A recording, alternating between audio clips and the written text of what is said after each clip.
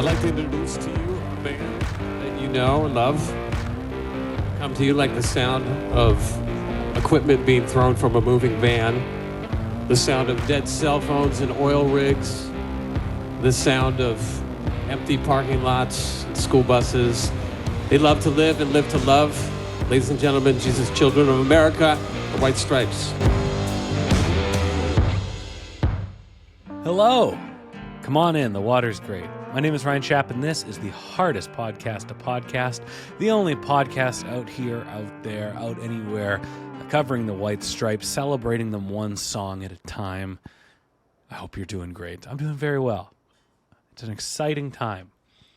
I can hear the roar from the FIFA Fan Fest as people watch a game with Iran and New Zealand, and they're tied at the half. Hope everybody's fired up. A new Jack White album has been announced. Frozen Charlotte. We got 3 songs off it so far. G.O.D. and the Broken Ribs. Doricho de Monaco. And the new one, the very White Stripesy Dollar Bill. That came out sneakily, as Jack tends to do things, on the 10th, about 5 days ago. And I really dig it. I think it's very fun.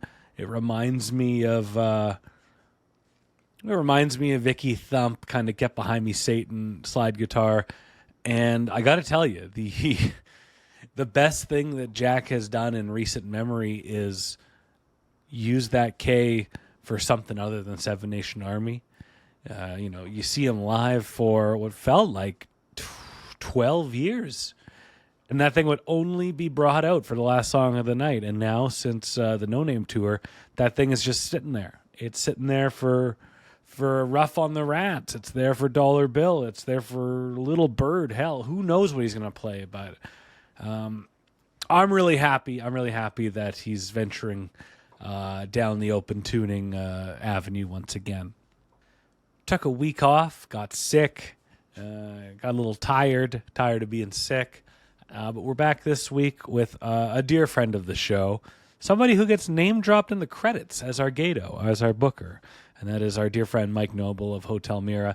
And he's here for his 4th proper episode, and it's always a treat and always a lot of fun to speak with him. And we'll be doing that in just a little bit. I also got to say, I got in the mail last week, Made on Earth for Rising Stars, the Electro-Harmonic story. This thing is bafflingly cool. It was put together by Josh Scott and Daniel Danger. That's a good name. But I was sent a copy of this, and the baffling amount of history that's in this book, the connection to the White Stripes, the connection to Jack White, and there is a great couple of pieces about his experience with electro-harmonics. I highly recommend this. It's as thick as a phone book. If you're born in the 2000s, you don't know what that is, and that's perfectly fine. But it's remarkable, and it's put out by Third Man Books, so those go hand in hand. Last week, I put out a new piece of bonus content for the Hardest Podcast to Podcast Patreon feed. That's available over at patreon.com/hardestpod-to-pod. I gave Under Great White Northern Lights a rewatch over the weekend and just started jotting down my takeaways, and what started as 5 turned into about 23. So you'll watch the movie with me, and not commentary. It's chopped up. It's like 35, 40 minutes, but that's a very important film. I don't want to get into it too much here because I already did Behind the Paywall, but it is... The White Stripes did our country justice. The White Stripes did our indigenous people and their communities justice. And they didn't half-ass anything. And I think it's really cool that they did this almost 20 years ago. Something we all could have learned from then and hopefully have learned from now. But check that out. That's available to our $5 monthly backers, the Steady As She Goes tier. And for you listening or watching going, $5, listen, that's Canadian. So if you're in the States, that's like 45 cents probably. But $5 gets you in, or you can become a highball stepper for $20 Canadian a month, and that's where you get all the bonus content and you tell me what to produce.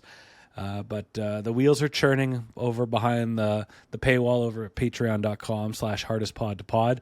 I think there'll be a video, a bit of a tour of some of my White Stripes stuff later this week. But go check out the site, patreon.com/hardestpod2pod.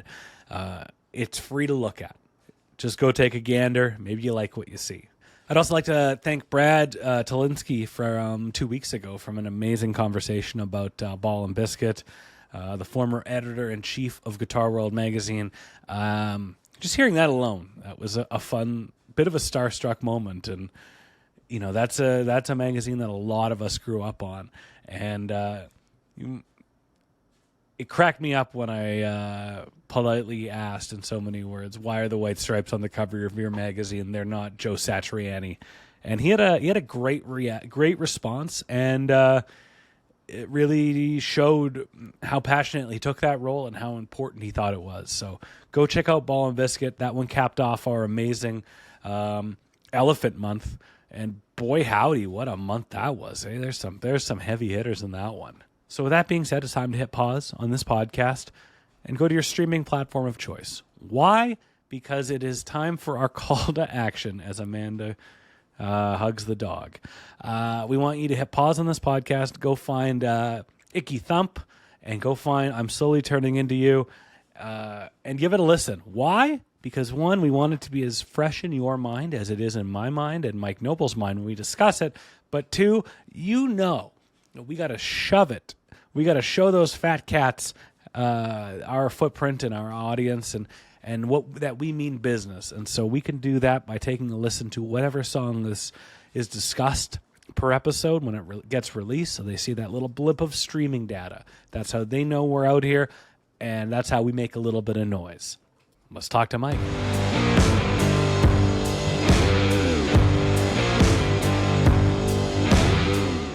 Our guest this week shared a delicious roasted lamb shoulder with me over the weekend at Minerva's in Kerrisdale. That's so good. His band Hotel Mira has festival dates this summer sprinkled across Western Canada and the Western United States. He is Mike Noble. Mike, what keeps bringing you back here? And don't lie to me. Well, you ask me, and I after your recent string of guests, I was surprised I got the call. I thought you're in the big leagues there for a bit.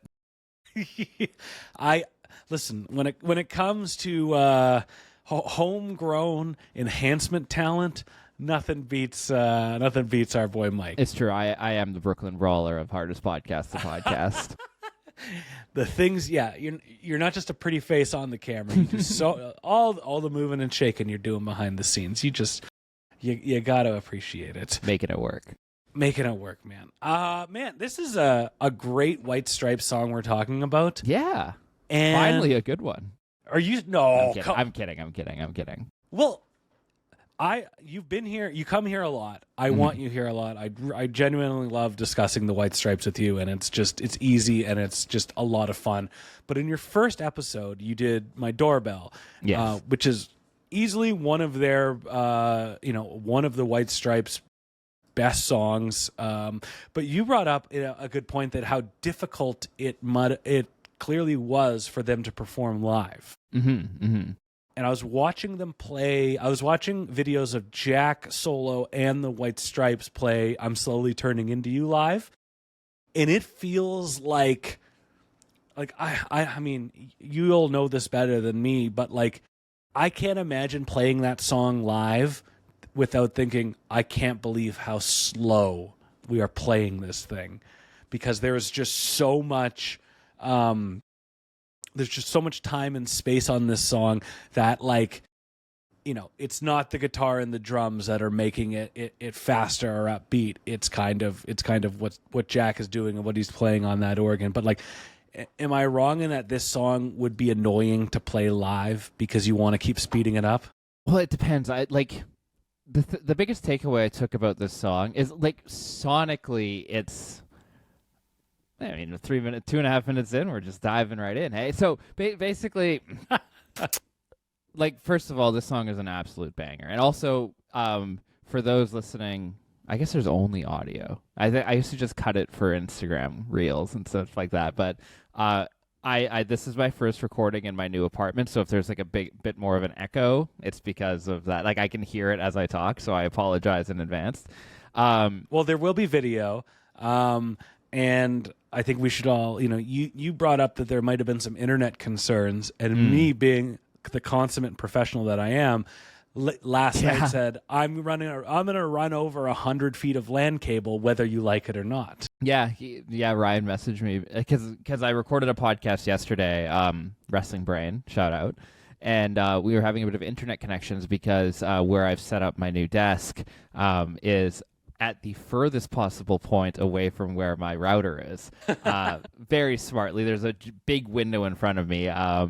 It's a beautiful spot to set up a desk, but I didn't factor in the reach of the Wi-Fi. I figured it would be fine because it's 2026 and I think Wi-Fi extenders are a scam, but that's a whole other conversation. Well, as soon as that term came out, I'm like, no, my young man. I'm bringing you 100 feet of delicious LAN cable. Yeah, and then Ryan messaged me being like, I'm near your new place. Like, I'm going to drop off a LAN cable. And I was just like, I'm not home right now. Don't worry about it, brother. I have this like little entrance vestibule area that Ryan tucked 100 feet of LAN cable away. And I gratefully was like, I don't think it'll run because like I'm very blessed with my new space being quite spacious. And then I had some ideas on troubleshooting why yesterday's recording may have not been ideal. And I sort of did that, and it seems to be working fine. So if it sounds good, then it sounds good. But I can't deal with the reverb unless I, get more shit in here, which is the plan. But anyways, yeah. So slowly turning into you. Let's revisit. Let's do a bit. Like, I think, like we've discussed this on the show before. Like, especially with like songs like Screwdriver, where my whole thing was like, the only time that they played Screwdriver, like the recording of Screwdriver, was when they recorded Screwdriver. Like, there's no way that song's ever been played the same ever. And, like, that's the intention, right? Absolutely.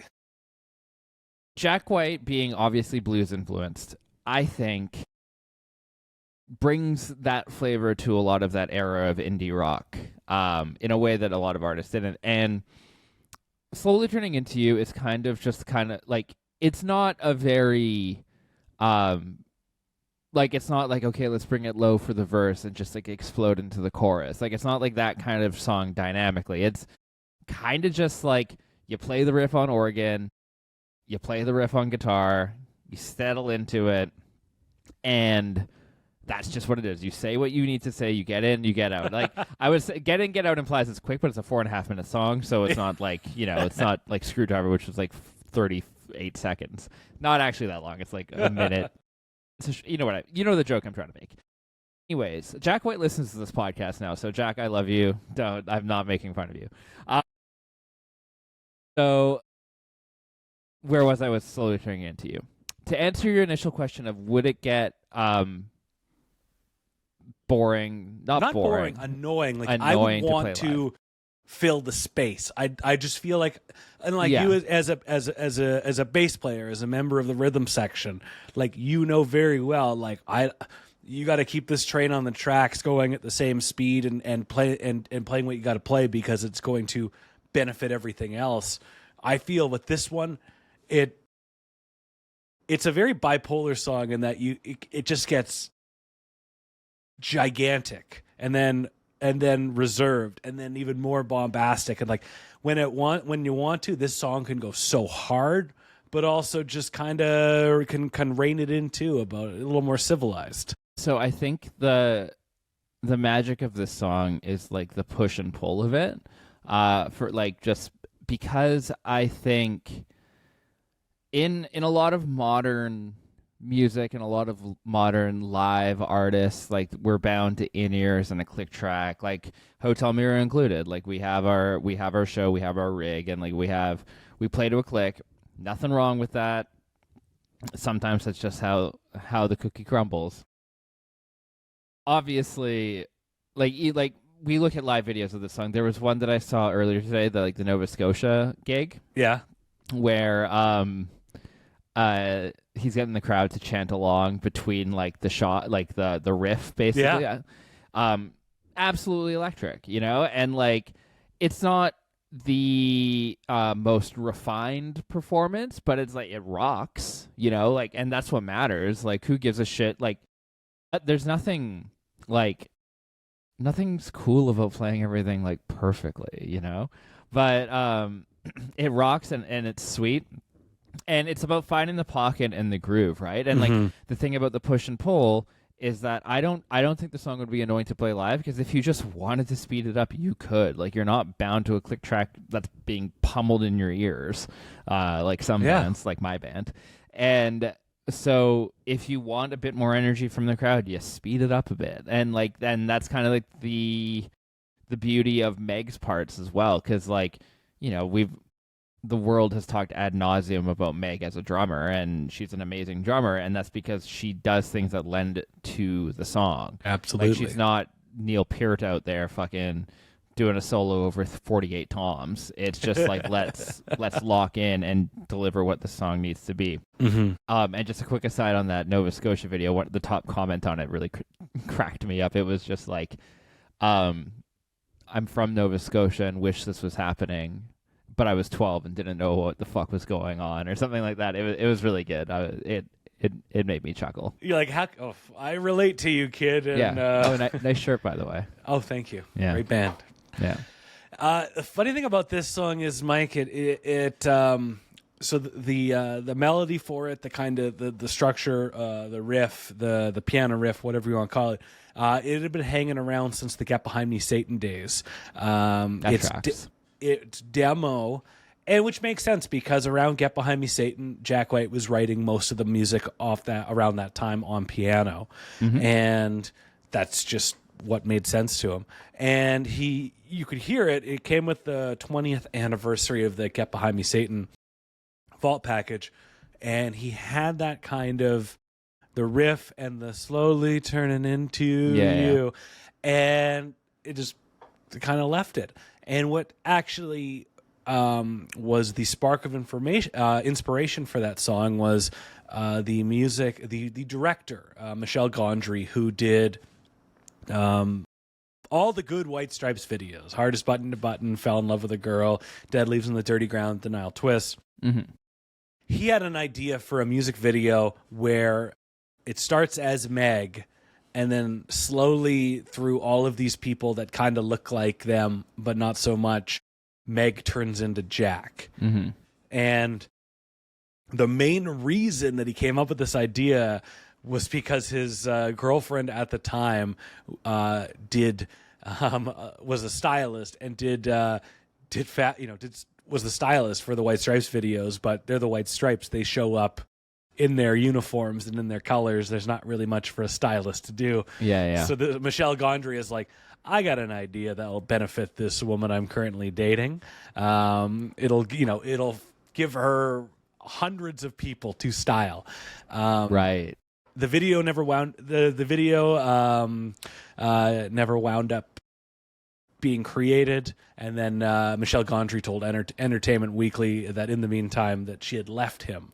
So an ill-fated idea for a video that turned into a pretty goddamn great song. Yeah. I would have just done like, you remember the Animorphs books? Like the cover where like it's just like it's like a tiger on one end and like a child on the other, and it's like just that. Get an Animorphs book and put Jack and Meg on it. That's exactly right. This we'll kind of bounce all over the place because when this song came out, it wasn't a single. It came out when the album came out, which was early June. Came out June 15. Wow. As soon as they June 15th is crazy. Whoa, it came out 19 years ago today. Yeah, look at that. The Canucks also lost the Stanley Cup final 15 years ago today. So I remember seeing a couple performances. They did a lot of they're massive at this point. So they're doing some kind of higher profile gigs and overseas, and like they headline Bonnaroo. And we're also slowly in the era where you can watch live stream video, and Dude, YouTube that was my absolute bread and butter back in the day. Do you remember? This is like a kind of a tangent, but like, do you remember? I think it was like Live Aid or Live 8 in like, Live 8, yeah. Yeah. And I was just like streamed over YouTube, and like you could flip between the channels, and it's like Muse is playing in Berlin, and then it's like Audio Slaves playing in fucking Paris. Anyways, I remember I have fond memories of watching that. Motley Crue is playing in Barrie, Ontario. No, Bon Jovi played Philadelphia, and they played Living on a Prayer, and the whoa was backtracked because he couldn't hit the notes. Bon Jovi doesn't listen to this podcast. I'm allowed to make fun of him. No, we don't. I'm not a big Jovi head, so it's fine. So this album comes out in what is the, seemingly the modern internet. And as soon as this song became as soon as they started performing this song live, it took on this huge life with the yaz between the riff. And by the time we saw them in Vancouver at Deer Lake Park, it felt like a live staple. It felt like they were playing Jolene or something. Like, this song had so much life to it on the record, but also live. And it is a gigantic, like, in terms of just sonically, I can't think of too many White Stripes songs that are much bigger than it. Yeah. I mean, it is like, I'm interested that you led with it, the question of it potentially being annoying live because of how much of a live rocker that it is. Because when you assigned the song to me, I was just like, okay, cool. Like, I had remember listening to it on the record. Like, obviously I listened to Icky Thump when it came out, and like it's been spinning, on the back burner for, I guess, 19 years now. Jesus Christ. And I was like, oh, sick, yeah.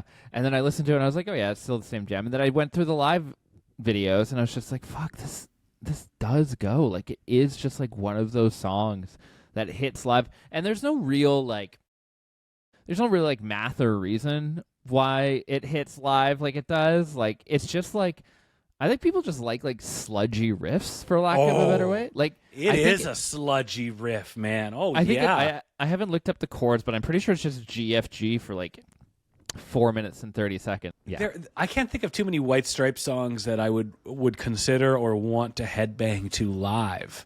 But this song it makes you want to kind of hurl your body forward a bit and just get into it. It's the pocket, man. Like that's just like you just get in that groove, and like there's just such an undeniable head bobbing groove.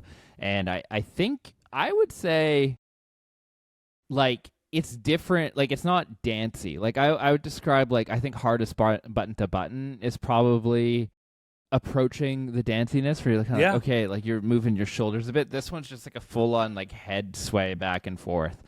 And I think that's why, like, the push and pull of it, like, like we had discussed, like, that's kind of what it, like, that kind of sludginess. And, like, I don't say sludgy in a derogatory term. Like, I mean, it's like, it kind of like, it's like heavy. It's like, it's kind of like you're wading through mud, but like in a good way. You know what? It reminds me of watching, again, here's our first Metallica comparison of the night, but like 17 minutes in, you've changed. I'm getting soft. Yeah. But it reminds me of listening to that sludgy riff and the piano, mainly the guitar, but also the piano on this song. It reminds me of watching A Year and a Half in the Life of Metallica, where they are making the heaviest, sludgiest sound for Sad But True. Yeah. And it's just like, and there's something about these two songs that just kind of, they're sludgy, but they're in the pocket, and you don't want to dance to them, but you want to just kind of hurl forward listening to them. And I don't believe Sad But True or Slowly Turning Into You are halftime either, which is kind of like the sludgy breakdown trade. Yeah, no, it's in full time, like normal time. So it is just one of those things where the groove just lends itself to it, right? And like halftime, I don't know. Halftime is like kind of buyer beware. Like, it's cool, but it's really, it can get pretty cheesy if you overdo it. Is that maybe what makes this song so catchy? In that you have this kind of sludgy riff and sludgy music, but it's not, it is in full time. So you're expecting one thing, but you're getting expecting to go in one direction, pulled in the other. Yeah, I mean, like I think it's just kind of like I don't think people sit down and write like, how do I phrase this? Like you just like when you're writing like a drum beat to like a guitar part, you just play what feels natural, Sure. right? And you kind of like it. Like I think there's a lot of instinct and intuitivity to intuitive. I don't know if that's a word, but intuitiveness to just coming up with the groove that you feel when you hear something. And I feel just like the natural head bobbiness of the feel of this song. I don't think there's a lot of subversion in this song. Like I don't think it like tricks you. I think it's like very straightforward. And I think that's actually why it resonates with people, because it's not really like, I don't want to say it's not a thinking man song, because like I think in the world of indie rock there's like not really that many thinking man songs if we're really getting into it. But I think it just hits. Like there's no other really way of describing it other than it just does. Like it just hits you well and it sits well. It's definitely a head bobbing rocker. There we go. What I like about this song, and there are a few examples of it through the White Stripes catalog, but you have a song that is essentially doing the same thing from the beginning until the end. You've got that blues breakdown and that kind of groove with the pog and the big muff, but it's like they are using the momentum of the song without speeding it up or anything to just add more and more energy into it. Mm-hmm. And like maybe that's just the layering of the vocal tracks, but like this song builds and builds and builds, but it doesn't really go anywhere. It's like it knows the momentum that it has, and it goes up to this credenza. I can't say that Credenza. word. Yeah, we're both stumbling through words here. And just goes right back into that groove and into that pocket. It's just a powerful song, and in describing how that drum beat could have been created. I'm hearing, listening to the White Stripes at Icky Thump, I'm listening to a band that has done this for a literal decade, and every time I talk about a song from Icky Thump, it's a blessing and a curse. You are hearing a band that is comfortable in what they do, mm-hmm. and kind of knows how to get it done. But for a band that has only been about struggles and challenges and limitations, it's like, oh no, they're able to kind of sit back and be comfortable. So, and I think that Meg, whatever Meg came up with to play with alongside Jack was just a decade of, I think I know what'll work with this. Completely. And like I said, going back to like what I said earlier about just like when you hear a guitar part, there's just like a natural feel to it, Yeah. Like I don't know, maybe it's just like if you played me like a Ryan Schaap original on acoustic guitar, which I love you dearly. I hope never happens in our friendship. I got like 3 songs I could play you. I'll write some drums for you. But but in like I would be able to know just how the way that you're picking and like the notes that you're just like instinctually accenting.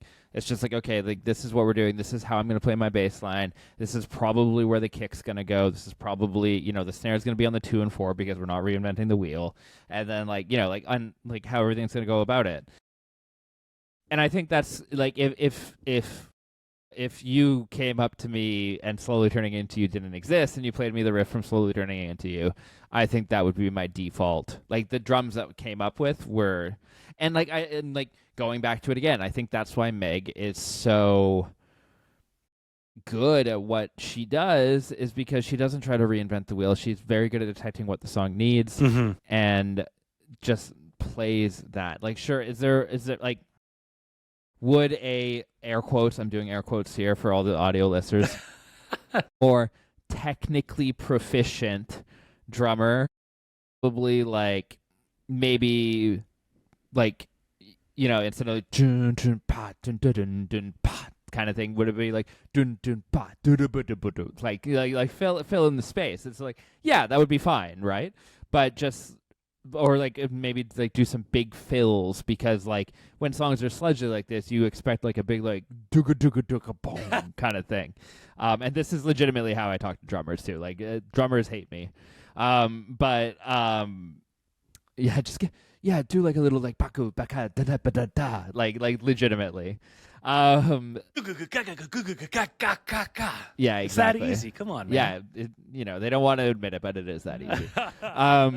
But would a more air quotes again technically proficient drummer have done stuff like that? Like, yeah, probably, but she didn't, and the song still rules. And like that kind of, that's why it feels great, because you just like lock into that groove. And like, you know, and like I don't know what, like I don't think Jack is recording to a click.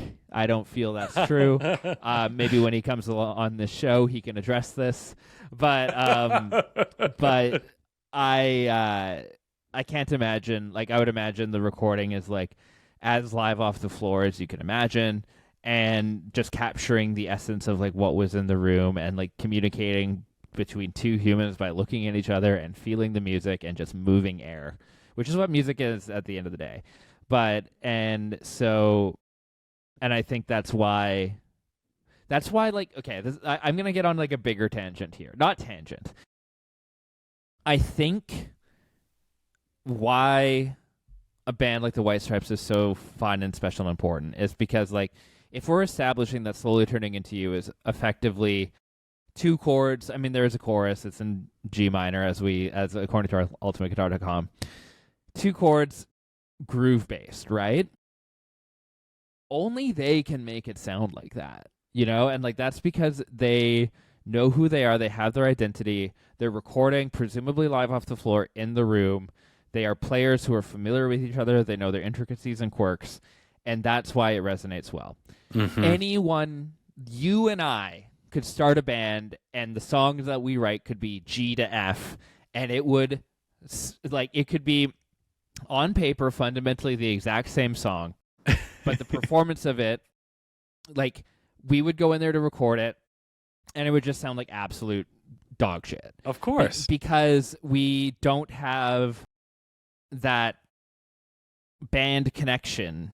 And I don't know why I'm choosing me and you as an example, but you know what I mean in a spiritual sense, where it's of course, like there is a confidence that artists have when they do songs like this, and just like the ability of knowing their performance and stuff like that. And I think that's why a lot of artists, like a lot of like big, like, you know, the major league artists, can get away with, like, not get away with, I mean, it means that sounds like they're committing a crime or something, but like, it's why, you know, like, artists can just vamp on like 4 chords and it will sound amazing, whereas like that's a skill, right? So I just kind of like had that epiphany when in that little ramble there. What's interesting about this song, and I completely agree, and that's what all the best podcasts are, just two guys agreeing with each other. I mean, what else is why else is life worth living? So Icky Thump was an interesting album because almost it was entirely rehearsed and demoed when they went into the Blackbird Studios in Tennessee, which wasn't necessarily the norm. You know, they had a couple albums where they were coming up with songs kind of in the studio, and others where they had a lot ready to go. But this was when I went and looked at the demos, which were part of one of the vault packages for Icky Thump. Seemingly the only song that was not demoed was Slowly Turning Into You. Yeah. So I don't. It just, the idea of this kind of the spontaneous jam, realizing we found it early and fast, get it on tape would make a lot of sense, because this song just sounds like a decade of chemistry and a decade of playing together and knowing what's going to make a song as good as possible. Yeah, I mean, like, it kind of, like, I don't mean this in a bad term. It kind of does sound like a jam, you know? Totally. It's interesting that they wouldn't demo it, but I guess also just, like, looking at Icky Thump's track listing, there's things that maybe require a bit more. I don't know if thought is the right word, but I think you know what I mean when I'm circling around a word such as thought. Yeah. Where, like, this one kind of feels like it's like, it's like, let's not try to reinvent the wheel. Let's just go out there and rock. But yeah, that is interesting. It's also interesting that a full album gets demoed before it's done. I wonder what that's like. When I'm first kidding. heard We're very efficient. this song is interesting to me because, it's got, it is overdubbed. It sounds like a full band, because it's got keyboards, it's got guitars, it's got a plethora of audio tracks. Interesting about this song is they had a 16 track recorder in Blackbird Studios, the only time they did a full on modern studio. And they said most songs are recorded with 15 tracks, and one with being a time code, SMPTE, whatever that means, Mike. Yeah, Simpty. What's that? I mean, I'm not that much of a. It's not. What is it? It's yeah, Simpty time code. I've seen it before. Isn't that doesn't make sense. That's like kind of like, when you slap the thing for filming. That's like the time, like it's to match things up. Oh, so, probably and they were cutting probably tape cutting and tape. whatnot. Yeah, that makes sense. Yeah. So they were able to record everything with 15 tracks, with the exception of this song, which they required a second tape machine to record the backing vocals. The the engineer said we spent a little more time than he is used to experimenting and trying different things on that album. And you can hear it here. And Jack had just come off a year and a half blitz of writing and recording the first Raconteurs album, going out and performing as a full band. He's got another guitar player, he's got a rhythm section, he can go off of other musicians. And I don't know, I think that this is one of the key songs off of Icky Thump that was inspired by being in a full band, or recently being in a full band, of like, if we beefed this up a bit, it could be even bigger and better. And that's not a bad thing at all. It's just, I think this song is a product of the Raconteurs environment. I can see where you're coming from in that, but do you think, I think there's like a challenge about being like, let's see how loud we can get as just a two-piece, and I think that might have been a goal for something like this, because it's just kind of like, he just did the band thing. Raconteurs I don't particularly associate with being a loud band. No. White Stripes I do kind of. I associate the White Stripes with being just like kind of like garagey, right? Yeah. And like kind of like garagey is like sometimes synonymous with just being loud, like just turning the amp up until it sounds like shit, but like purposefully.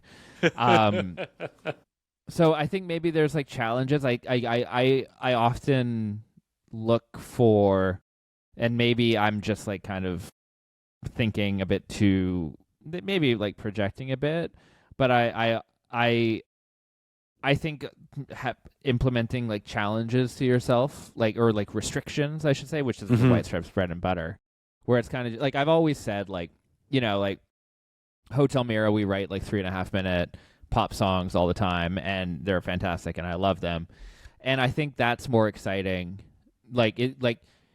being like, hey, you have 3 minutes to make me feel something, I think is more exciting than like I've always joked that anyone can write a 6-minute song that no one cares about. And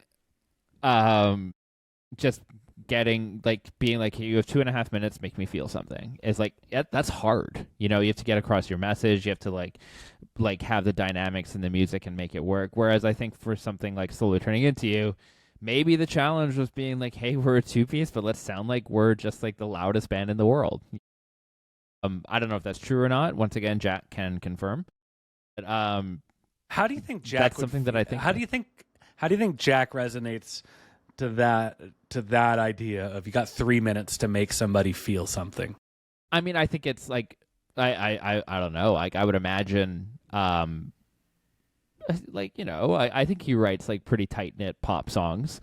Totally, and he is very capable of it. I don't know if that's like something he would implement on himself. I just kind of think like I guess I just deal with like a lot of not deal with, but I think I see a lot of songs that are longer than they need to be, and I'm kind of like, yeah, you can trim that down. And I've really discovered that in doing this project, and you know, a couple weeks back doing Hypnotize with Dwight from the Zolas. Like, this song's a minute 48. It goes all over the place, and it's got everything you could ever need, and it's like it doesn't need to be any longer. Stuff like that's cool too. There's actually like I've been noticing a lot where like songs are clocking in at like under 2 minutes. Like there's been a couple songs I've been listening to. I'll send you some after. Yeah. I'm not paid enough to give shout outs like that. But I'll just shout out one right now. There's a band on the island called Bluefold. They're new, and they have a song called Gear that I can't stop listening to. They're also a two-piece, hilariously. Yeah. It's like a minute 58 maybe, and it's just like they just cram so much song in there, and it's awesome.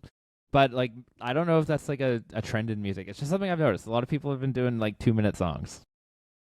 And the awful trend was it had to be under, I don't know, 305 or something for streaming. 330s for radio. Oh, okay, yeah. Yeah.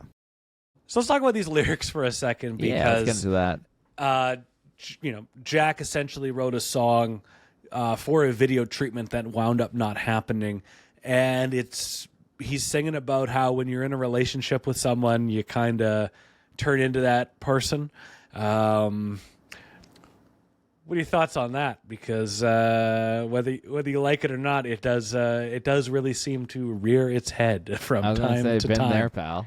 But yeah, I mean, like it's kind of like I like songs that have like a universal truth to them. Like I think songs about relationships will never ever get tired to my ear. And I think being able to articulate that in a way that is through the artistic lens of a musician that I really admire, I think is always great. The lyrics of this song, I think they hit it home. They hit the message home. I'm famously not like I'm not as much of a lyrics guy as someone like Charlie, my singer, is, for example. I've always described lyrics as like this is actually really funny. Our through line. I've always described lyrics as like defense. Like in that, sure. like you'll only notice if it's bad. But like if the lyrics are good and solid, it's like, you know, like a good defenseman, it doesn't actually stand out. You know? So but also like the best defensemen do stand out and make it better. Jack's but like, cousin Al McInnes. Yeah, exactly. It's this is the Al McInnes of White Stripe songs. Wow. But yeah, like it's a half-baked metaphor, but you know what I mean when it comes to lyrics, right? Like really great lyrics will stand out and be like, that does pump up the song. But if a song has perfectly acceptable lyrics, I'm not going to be like, oh no, kind of thing. But if a song has bad lyrics, it is noticeable. Absolutely. And that's how I describe not being a lyrics guy. Whereas I know some people are big lyrics guys. But that's just everyone listens to music for their own reasons. But the lyrics are great. Nothing to complain about. And it's a message that it's very like clear what the song's about just from like the title of it, which I do like. I do like that. Sometimes you just don't have to think about what the song's about in a good way. But it's cool. I like them. I I guess I haven't really studied the lyrics as like, from beginning to end. And I guess maybe this song goes so hard towards the end that I'm kind of like zoned out of the lyrics. And I thought it was just Jack kind of complaining that, oh, I'm really annoyed because all the little things that you do are annoying. I'm now doing them as well. And, he's kind of griping like, they're annoying as hell. In fact, it kind of struck a little bell. In fact, I'd like to keep my little shell intact. So it's just like, hang on, I want to be, I still want my individuality. Absolutely. Which is I think everybody goes through that moment Totally. in a relationship where you're like, well, no, I was somebody before this relationship. I'd like to still be that person.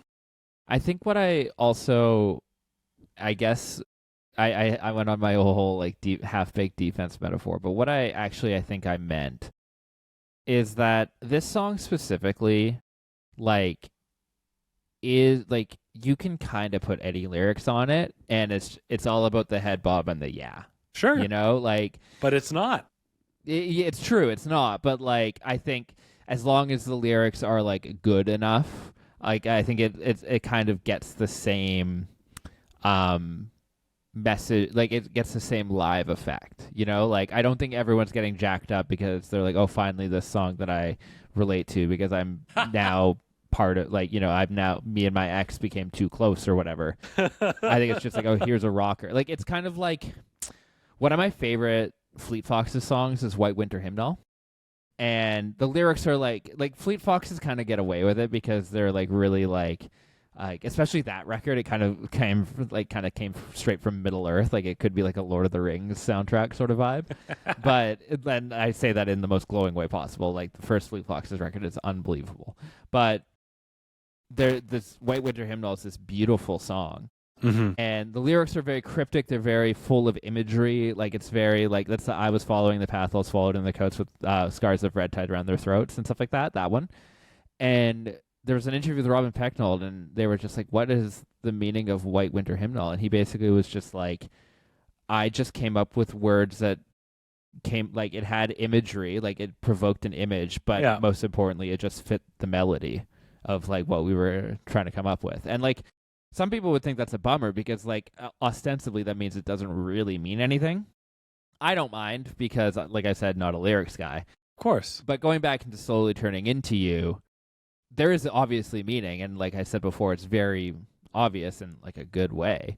But I don't think this song lives and dies with the lyrics, I guess is what I'm ultimately trying to say. Like it's the live yaz, and it's that sludgy goddamn riff that just goes on and it goes as hard as you want it to go. An example of good defense, I would say, is the title track Icky Thump. Sure. Like I remember hearing Why Don't You Kick Yourself Out, You're an Immigrant Too, like when I was in 2007. Yeah. And I was just like, God damn, let's fucking go. Yeah. And like it stands the test of time, and it's probably more meaningful than ever. Here we are 19 years later, right? So that's totally. kind of like, that's a Cale McCarr situation. But like, what I'm trying, like, what I mean, well, right? Let me ask you this. What do you think this, well, obviously it's Jack never wrote lyrics like this, but would this song still be as catchy and as good if it had the same lyrical approach as like Panama by Van Halen, of just like, I'm filling some shit in here to make it sound good? Panama. I could not tell you one lyric of Panama outside of the title. Pretty much, yeah. Yeah, so that's but it's also kind of a ripper. That guitar riff is sick. It's one of the best songs of all time, but the lyrics... Whoa, yeah. One of, not the. Yeah, I know. Just ripping donuts in a super bad parking lot. But I do think the phrase "I'm slowly turning into you" is a powerful one. Mm-hmm. So like you kind of get that, you play your riff, get the yaz, say what you need to say in the middle. Verses are for you, choruses for everyone. That sort of that old adage.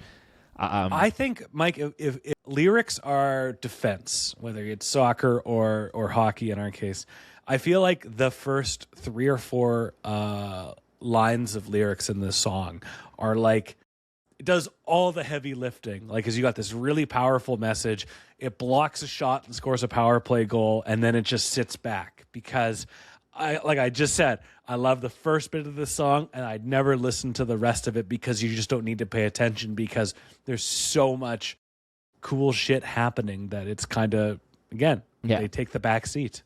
I actually give this advice to artists that I've worked with where there's obviously a lot of value in just like having a catchy banger chorus lyric, but the first lyric people hear in a song is like your verse 1 first lyric is like just as important.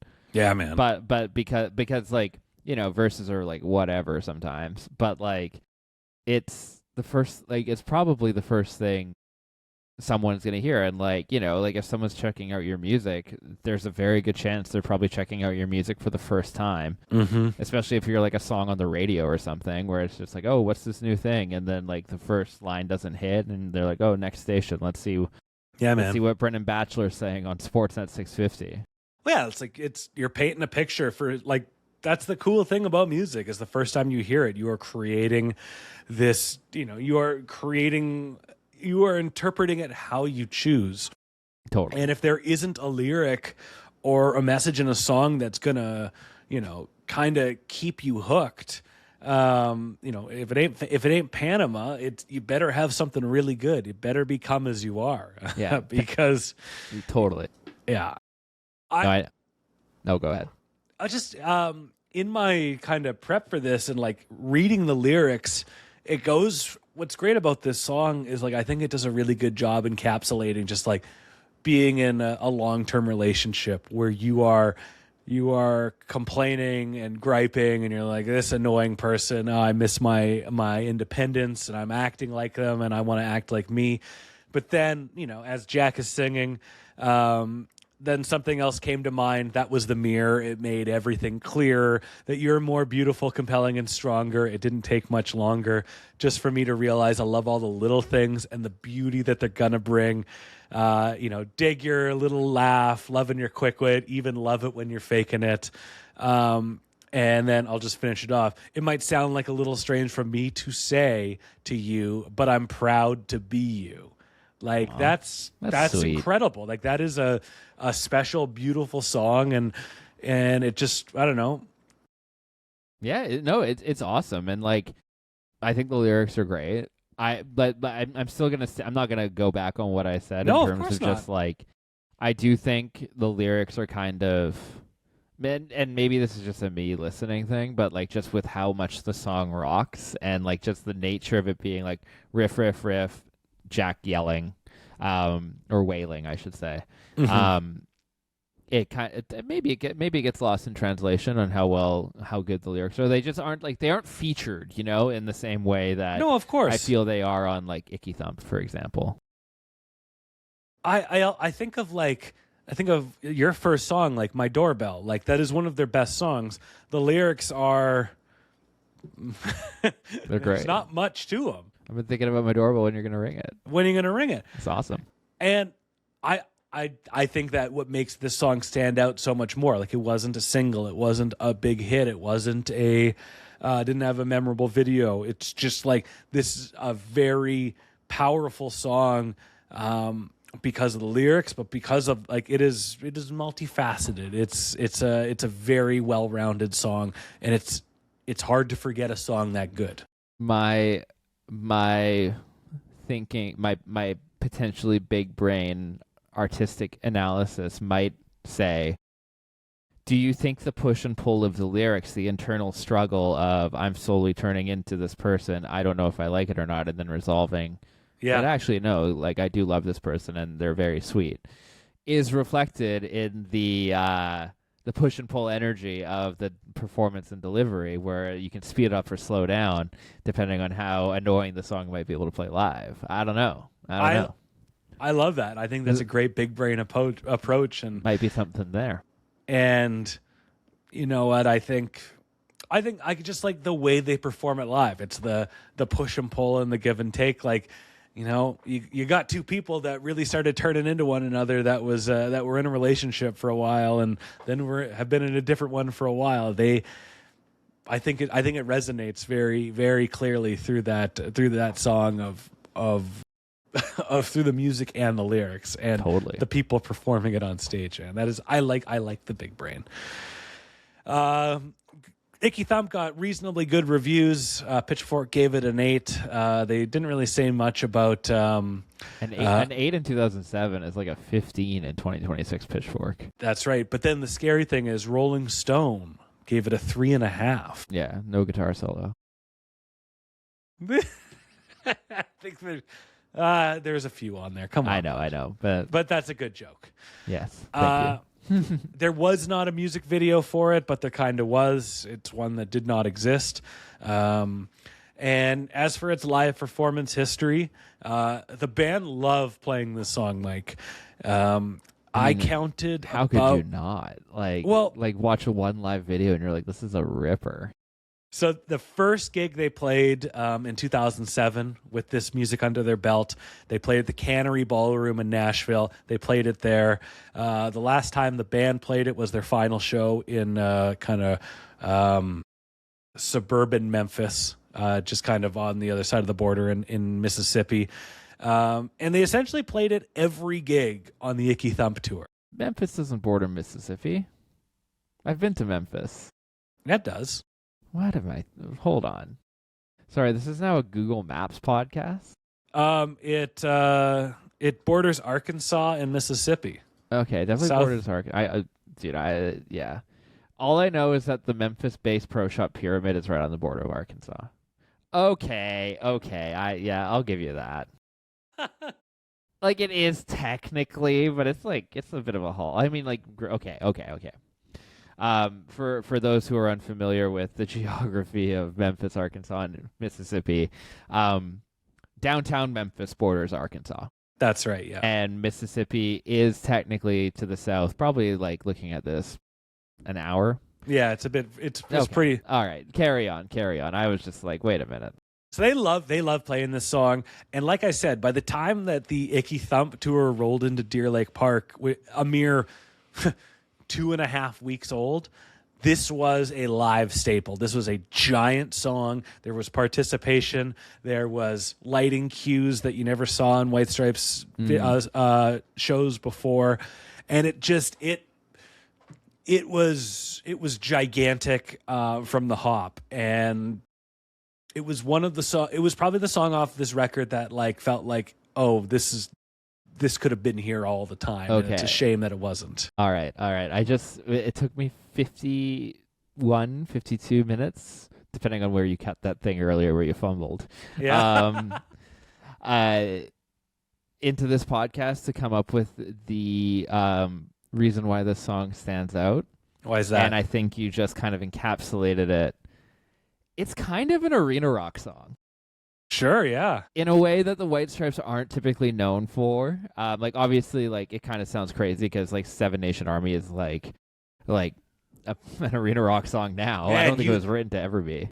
Dude, you bring such a good point up because I just did shameless plug over on Patreon. My takeaways from the Under Great White Northern Lights doc, the big Canadian tour. You know what it's like to tour Canada. They did every single province and territory. That's insane. It is an undertaking and a half. Yeah, and it's not worth it. Well, to make up for it, the Stripes went on a bit of an arena tour after that. Yeah. So they played Madison Square Garden. They were playing big venues. Fuck, I just realized that this song is one of the key parts of the Icky Thump set list that really translated to these big cavernous arena shows that maybe they couldn't have on, and no, I don't think they could have on previous albums or previous tours. Yeah, My Doorbell's not an arena song, you know? It is kind of those things because, I am very grateful that in my career as a musician, I've played a number of arenas now. And it's kind of there just are songs that sound better in arenas. And that's why when bands get to being an arena level, their style changes. It's just it's kind of the joke that when you get into arenas, you start sounding like U2. And it's just no, the rooms you're playing, you don't want to do snare runs. You just want to hit it as loud as you can, you know? And it's just you just like let everything hang and ring and resonate. Whereas like in smaller rooms, you can get away with like the greasiness because everything gets absorbed a bit more because of just like the intimacy. Whereas, you know, in arenas, you just want to be big and loud, and big and loud is this song. Man, we did it. We cracked the came code. full circle. It's an arena song. You know who else loves playing this song? And that's Jack White. He he's played it. So the White Stripes played it 43 times, and they played, I want to say, under 50 gigs in 2007. I was trying to do a cross-reference with setlist.fm, but I lost track. Jack loves playing this song. He's done it 184 times live. That's 14th most. And he played it at one of the first solo gigs he did in Birmingham, Alabama. And it was last played last week, June 8th, in Malmo, Sweden, home of Rasmus Andersson, who just lost a Stanley Cup, and Andre Burakovsky, a guy who won two, one with Washington and one with Colorado. I was actually so surprised that Andre Burakovsky is Swedish. I just assumed he was not. Maybe his dad traveled for work. Yeah, maybe. we got it at our Commodore show too, right? Yeah, we did. I believe so, yes. Yeah. And I'm looking at one of the Commodore set lists. We were at the second one. Yeah, I know we were at the second one. Was that the 23rd? I don't know. 24th, maybe? No, yeah, this is the 23rd. It has Big Sugar. Yeah. Still can't believe I missed Digging a Hole in My Heart, but that's another. What a tune. Yeah, so we got it at our show, which is sick. Man, it's a song I've always liked, and I'm so glad that we put this much thought and kind of effort into it because it is a banger. It's probably my number 3 off Icky Thump. Yeah, it's an outstanding song, but to big brain it like we have, and just to understand that, you know, if the band kept going and kind of subjected themselves to being a bit of an arena band, like this would have been the 6-minute regular set closer to get everybody going together, and it probably would have taken on a huge life of its own. I'm also like looking at the Commodore set now that I have it up.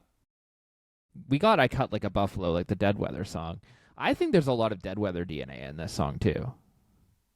Yeah, I would say that. It, like, not as like 1-to-1 or like as obvious, but kind of like jittery type of approach. Yeah, and like there's like it's like a bit sledgier. Like I think "Hang You Up from the Heavens" is kind of like the definitive Dead Weather song for me. Yeah, and it, you know, there's that vibe. Like that's sludgy. Like that riff is crazy, dude. Totally. Sludge aside, Mike, the next time I like to ask everybody this, and I've asked you this several times because you are probably my favorite and most frequent guest. Horns up for Mike. The next time you listen to Slowly Turning Into You, whenever that may be, what's going to go through your head? What are you going to think of? The honest answer, like I know I like doing a lot of bits on this podcast, but the honest answer is I am going to pay a bit more attention to the lyrics because I actually didn't like the sludginess of it. Like you just sometimes hear songs and not that you don't automatically think the lyrics don't matter, but like for me, I will listen to a song and just kind of be like, this is not a lyrics first song, right? Yeah. Like it's just kind of like, okay, you're creating a mood with the music, and sometimes the lyrics are supplementary to that. And I've listened to this song like that my entire life. Yeah. And actually just having the breakdown of the lyrics made me go, maybe it's more than just an Animorphs book cover joke. Like it's like, you know, checking that out and seeing how it resonates, because it's also just like, I think like on top of the actual lyrics, just like reading them on a screen, it's how they are delivered in the song, and which is like half the emotion of like whatever it's being trying to say, or whatever's trying to be said, I should say. And through that, it's kind of just like, I just assume it's a lot of Jack White, just like kind of call and answer with his guitar or organ in this case. But it's kind of just like interpreting that and seeing how that will be. So that's genuinely next time I listen to that song, which will probably be in the next 5 minutes after we wrap this podcast, how it'll go.